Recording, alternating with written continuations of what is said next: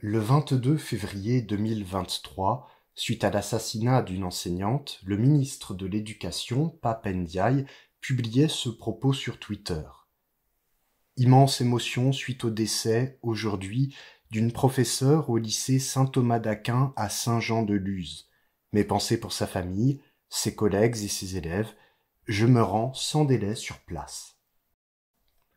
Le mot de décès pour désigner l'assassinat par coup de couteau d'une enseignante dans sa salle de classe et devant témoins ses élèves est un choix bien malheureux. Les gens n'ont certes pas fait que jaser, mais ont condamné l'injustice des mots.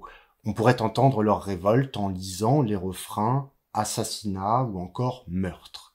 Contraint à la correction, peut-être même au savoir-vivre, le ministre écrivit pourtant ceci, je cite à nouveau un de ses tweets. C'est un jour triste pour l'éducation nationale, peine et respect à l'égard de la victime, engagé et dévoué pour ses élèves. En sa mémoire, 1 minute de silence sera respectée demain à 15 heures dans les collèges, les lycées et les centres SNU. On voit l'affection qu'a notre ministre pour la rythmique de la langue française. Mais passons vite sur le style. Les phrases, globalement, sont averbales. L'idée d'une phrase averbale, c'est-à-dire d'une phrase sans verbe, c'est de nommer les choses avec une telle efficacité que la parole est figée dans le moment à l'image d'un traumatisme. Or, cet assassinat, le ministre ne l'a toujours pas nommé. Le crime est comme enseveli sous la funeste politesse de louanges conventionnelles, il semble couvert. La morale populaire reste donc sur sa fin puisque l'assassinat demeure maquillé en décès.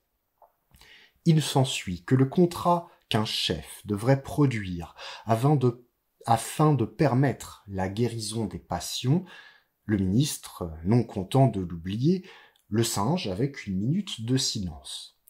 J'en viens donc à cette rhétorique du silence, qui se fond bien dans un impératif des messages courts que demande Twitter. J'en viens à cette rhétorique au service d'un effacement. Pour le dire plus clairement, les mots hiérarchiques du ministre bruissent mais ne désignent pas. Le silence ne s'obtient pas en faisant taire les gens, surtout avec les moyens de communication actuels. Je sais, c'est paradoxal. Aussi, il s'obtient en éclipsant le lien entre la parole et la réalité. Voici que M. Ndiaye nous en a offert un excellent exemple. Je m'explique. Le mot décès, parce qu'il englobe trop bien à cette force de dissolution, il dissout les événements dans le vague, et puis il est estampillé sur les actes barbares, un peu comme un slogan creux et qu'il faudrait répéter de sorte qu'on faussoirait la réalité elle-même. Ainsi, le mot supposé révélateur devient-il une barrière défendant l'observation. Ainsi, l'orateur intime-t-il le silence aux êtres doués de réflexion. Et à partir de là, je pense qu'on peut trouver 2 formes de perversion dans cette égalisation contrainte. Le moyen du deuil, la minute de silence, annoncée par le ministre suite au boucan dénonciateur, donc dans le 2e tweet, épouse cruellement l'entreprise de propagande quant à la généralisation de la loi du silence. La minute de silence résonne comme un « taisez-vous » justifié par la mémoire respectueuse de la morte.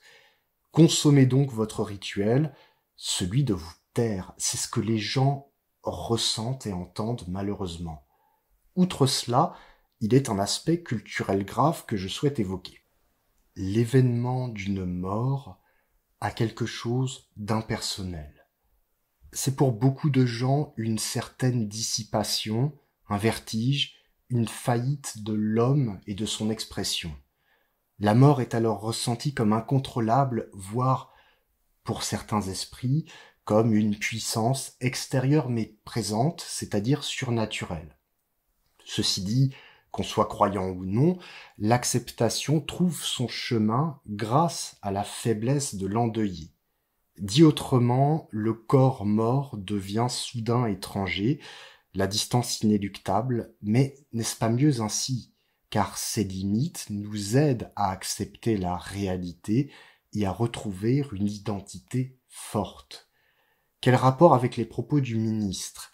Il tente une première fois de neutraliser le récit de l'assassinat en parlant de décès et d'émotion plus que d'analyse. Le crime est donc vidé de sa réalité. Puis, face aux réactions, puisque l'interdiction de penser empêche le deuil et fait donc redoubler les cris, il recommande aux endeuillés de se responsabiliser en faisant silence, ce qui revient alors à un plongeon dans un chaos impersonnel. Une paralysie, cette fois-ci, rompant court au bénéfice de s'interroger. Que s'est-il passé? Où est-ce que ça s'est passé? Comment et surtout dans quel ordre ça s'est passé? Car le discernement permet justement de mettre de l'ordre dans les émotions. Il évite les mécanismes de violence, de vengeance pour préparer un meilleur avenir. L'endeuillé retrouve son équilibre en distinguant les causes de son désordre. Et pourtant, il s'agissait pour le ministre d'éparpiller le discernement et la connaissance.